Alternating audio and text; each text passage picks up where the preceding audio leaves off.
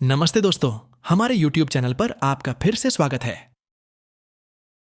आज हम बात करेंगे भारतीय संविधान के निर्माण की।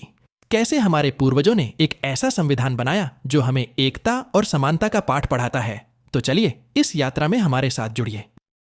संविधान का निर्माण भारत के लिए एक संविधान सभा के विचार को पहली बार 1934 में M.N. रॉय ने सामने रखा था, जो भारत में कम्युनिस्ट आंदोलन के अग्रणी और कट्टरपंथी लोकतंत्र के समर्थक थे। 1935 में भारतीय राष्ट्रीय कांग्रेस INC ने पहली बार आधिकारिक तौर पर भारत के संविधान को तैयार करने के लिए एक संविधान सभा की मांग की। 1938 में जवाहरलाल नेहरू ने INC की ओर से घोषणा की कि स्वतंत्र भारत का संविधान बाहरी हस्तक्षेप के बिना वयस्क मताधिकार के आधार पर चुनी गई एक संविधान सभा द्वारा तैयार किया जाना चाहिए। यह मांग अंततः 1940 के अगस्त प्रस्ताव में ब्रिटिश सरकार द्वारा सिद्धांत रूप में स्वीकार कर ली गई।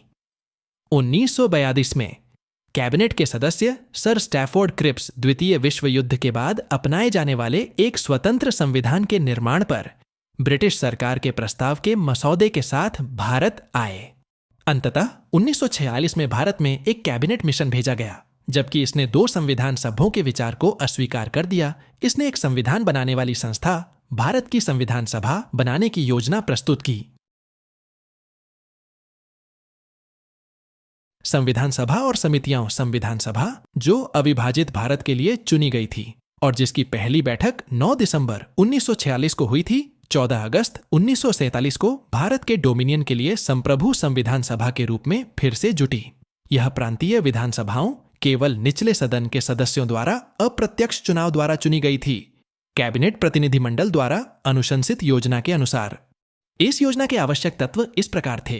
प्रांतों ने 200 तो बेबैलामुम सदस्य चुने, जबकि भारतीय राज्यों को अधिकतम 33 सीटें आवंटित की गईं। प्रत्येक प्रांत में सीटों को 3 मुख्य समितियों मुस्लिम, सिख और सामान्य में उनकी संबंधित जनसंख्या के अनुपात में वितरित किया गया। प्रांतीय विधानसभा में प्रत्येक समुदाय के सदस्यों ने एकल हस्तांतरणीय वोट के साथ आनुपातिक प्रतिनिधित्व की विधि द्वारा अपने प्रतिनिधियों का चुनाव किया। भारतीय राज्यों के प्रतिनिधियों के मामले में चयन की विधि परामर्श द्वारा निर्धारित की जानी थी।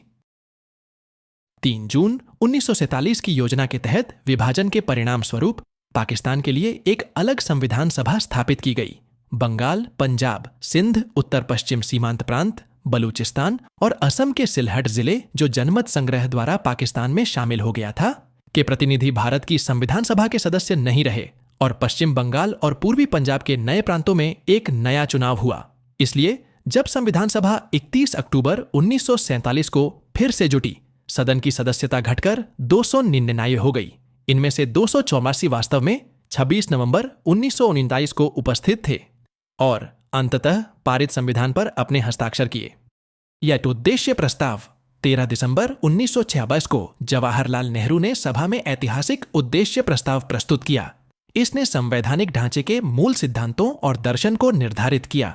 इसमें लिखा है, यह संविधान सभा भारत को एक स्वतंत्र संप्रभु गणराज्य घोषित करने और उसके भविष्य के शासन के लिए एक संविधान तैयार करने के अपने दृढ़ और गंभीर संकल्प की घोषणा करती है। जहां वर्तमान में ब्रिटिश भारत में शामिल क्षेत्र, वर्तमान में भारतीय राज्यों का निर्माण करने वाले क्षेत्र और भारत के ऐसे अन्य भाग जो भारत और राज्यों के बाहर हैं, साथ ही अन्य क्षेत्र जो स्वतंत्र संप्रभु भारत में शामिल होने को तैयार हैं, उन सभी का एक संघ होगा और सीजह संप्रभु स्वतंत्र भारत, उसके घटक भागों और सरकार के अंगों की सभी शक्ति और अधिकार जनता से प्राप्त होंगे और सीजह भारत की सभी जनता को न्याय, सामाजिक, आर्थिक और राजनीतिक स्थिति और अवसर की समानता और कानून के समक्ष विचार, अभिव्यक्ति, विश्वास, धर्म, पूजा, व्यवसाय, संगठन और कार्रवाई की स्वतंत्रता, कानून और सार्वजनिक नैतिकता के अधीन, और जहां अल्पसंख्यकों, पिछड़े और आदिवासी क्षेत्रों और दलितों और अन्य पिछड़े वर्गों के लिए पर्याप्त सुरक्षा प्रदान की जाएगी, और जिसके द्वारा गणराज्य के क्षेत्र की अखंडता और न्याय और सभ्य राष्ट्रों के कानून के अनुसार भूमि, समुद्र और वायु में उसके संप्रभु अधिकारों को बनाए रखा जाएगा।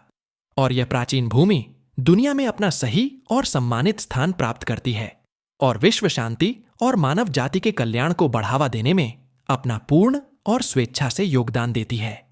यह प्रस्ताव 22 जनवरी 1947 को सभा द्वारा सर्वसम्मति से पारित किया गया था। इसने संविधान के सभी बाद के चरणों के माध्यम से इसके अंतिम आकार को प्रभावित किया। इसका संशोधित संस्करण वर्तमान संविधान की प्रस्तावना बनाता है। संविधान सभा की समितियां क्रीपीस समिति का नाम अध्यक्ष संघीय शक्तियों की समिति जवाहरलाल नेहरू, संघीय संविधान समिति जवाहरलाल नेहरू, प्रांतीय संविधान समिति सरदार पटेल प्रारूपण समिति डॉ बी.आर. अंबेडकर, मौलिक अधिकारों, अल्पसंख्यकों और आदिवासी एवं बहिष्कृत क्षेत्रों पर सलाहकार समिति, सरदार पटेल का मौलिक अधिकार उप समिति पौर JB.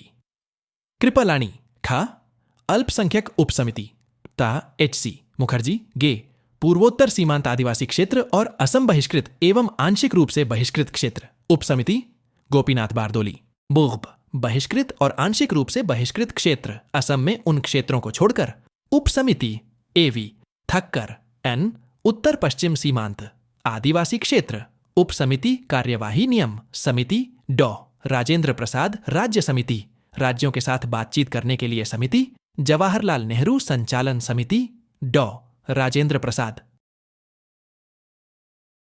Important facts about Indian Constitution and Constituent Assembly. US elephant adopted as Constituent Assembly symbol. Sir B.N. Rao was Constitutional Advisor to the Constituent Assembly. H.V.R. Iyengar was Secretary to the Constituent Assembly. S.N. Mukherjee was Chief Draftsman of Constitution in the Constituent Assembly. Prem Behari Raizada was the Calligrapher of the Constitution. Daniel Nand Lal Bose B.R. Sinha decorated, beautified the Constitution. Hindi version calligraphy done by Vasant Krishan Vaidya, illuminated by Nandlal Bose. Thus, total sessions 11. Total time 2 years, 11 months, 18 days. Total expenditure incurred RSS 64 lakh. Time taken by the framers of constitutions in other countries. USA less than 4 months. Canada about 2 years and 6 months. Australia about 9 years. South Africa 1 year. भारतीय संविधान के स्रोत प्रावधान संयुक्त राज्य America.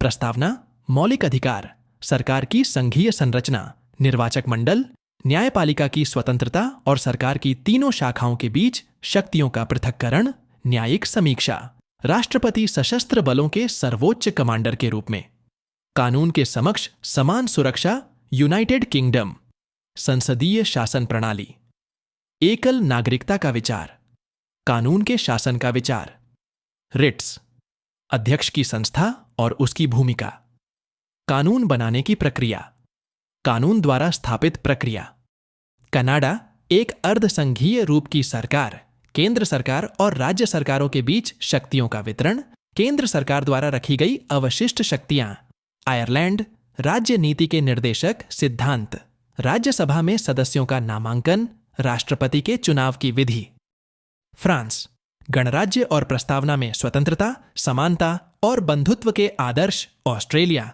देश के भीतर और राज्यों के बीच व्यापार और वाणिज्य की स्वतंत्रता, राष्ट्रीय विधायिका की शक्ति संधियों को लागू करने के लिए कानून बनाने के लिए, यहां तक कि सामान्य संघीय अधिकार क्षेत्र से बाहर के मामलों पर भी, समवर्ती सूची यूएसएसआर अनुच्छेद 61 के तहत मौलिक कर्तव्य, प्रस्तावना में सामाजिक, आर्थिक और राजनीतिक न्याय का विचार, अर्थव्यवस्था के विकास की देखरेख के लिए संवैधानिक रूप से अनिवार्य योजना आयोग, दक्षिण अफ्रीका संशोधन की प्रक्रिया, राज्यसभा के सदस्यों का चुनाव, जर्मनी संघ द्वारा आनंदित आपातकालीन शक्तियां, आपातकाल के दौरान मौलिक अधिकारों का निलंबन, जापान कानून द्वारा स्थापित प्रक्रिया, संविधान का स्वीकृति डॉ बी.आर.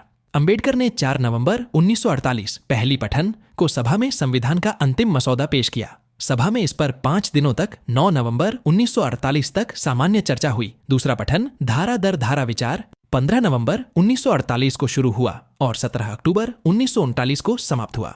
इस चरण के दौरान 17 संशोधन प्रस्तावित किए गए और 2473 पर वास्तव में सभा में चर्चा हुई। मसौदे का तीसरा पठन 14 नवंबर 1939 को शुरू हुआ। डॉ बी.आर. अंबेडकर ने एक प्रस्ताव पेश किया। सभा द्वारा तय किया गया संविधान पारित किया जाए। मसौदा संविधान पर प्रस्ताव 26 नवंबर 1939 को पारित घोषित किया गया और सदस्यों और अध्यक्ष के हस्ताक्षर प्राप्त हुए। सभा के कुल 200 नांदीय सदस्यों में से केवल 244 उस दिन वास्तव में उपस्थित थे और उन्होंने संविधान पर हस्ताक्षर किए। यह वह तारीख भी है जिसका उल्लेख प्रस्तावना में उस तारीख के रूप में किया गया है जिस दिन भारत के लोग संविधान सभा में इस संविधान को अपनाए, अधिनियमित किए और खुद को दिया। 26 नवंबर 1939 को अपनाए गए संविधान में एक प्रस्तावना, 385 अनुच्छेद और 8 अनुसूचियां थीं। संविधान के पूरे अधिनियमित होने के बाद प्रस्तावना को अधिनियमित किया गया था। बी.आर. अंबेडकर, तत्कालीन विधि मंत्री, ने सभा में मसौदा संविधान का नेतृत्व किया। उन्हें भारत के संविधान के जनक के रूप में पहचाना जाता है। यह प्रतिभाशाली लेखक, संवैधानिक विशेषज्ञ, अनुसूचित जातियों के निर्विवाद नेता और भारत के संविधान के मुख्य वास्तुकार को आधुनिक मनु के रूप में भी जाना जाता है। संविधान के कुछ प्रावधान जो नागरिकता, चुनाव, अनंतिम संसद, अस्थायी और संक्रमणकालीन प्रावधानों और अनुच्छेद 5, 6, 7, 8, 9, 60, 324, 366, 367, 300, 380, 388, 381, 352 और 333 में निहित लघु शीर्षक से संबंधित हैं। 26 नवंबर 1939 को ही लागू हो गए। संविधान के शेष प्रावधान मुख्य भाग 26 जनवरी 1950 को लागू हुए। इस दिन को संविधान में इसके प्रारंभ की तिथि के रूप में संदर्भित किया जाता है और गणतंत्र दिवस के रूप में मनाया जाता है। 26 जनवरी को विशेष रूप से संविधान के प्रारंभ की तिथि के रूप में चुना गया था क्योंकि इसका ऐतिहासिक महत्व था। 1937 में इसी दिन पूर्ण स्वराज दिवस मनाया गया था, जो भारतीय राष्ट्रीय कांग्रेस के लाहौर अधिवेशन दिसंबर 1929 के प्रस्ताव के बाद था। संविधान के प्रारंभ के साथ 1947 का भारतीय स्वतंत्रता अधिनियम और 1935 का भारत सरकार अधिनियम बाद के अधिनियम में संशोधन या पूरक करने वाले सभी अधिनियमों के साथ निरस्त कर दिए गए। आपका बहुत बहुत धन्यवाद कि आप हमारे साथ जुड़े रहे। आज हमने भारतीय संविधान के निर्माण की महत्वपूर्ण बातें साझा की। यदि आपको हमारा वीडियो पसंद आया हो तो कृपया लाइक करें, शेयर करें और हमारे चैनल को सब्सक्राइब करना न भूलें। आपके विचार हमारे लिए महत्वपूर्ण हैं, तो कमेंट में हमें बताएं कि आपको यह वीडियो कैसा लगा। अगली बार फिर मिलेंगे, तब तक के लिए अलविदा और जय हिंद।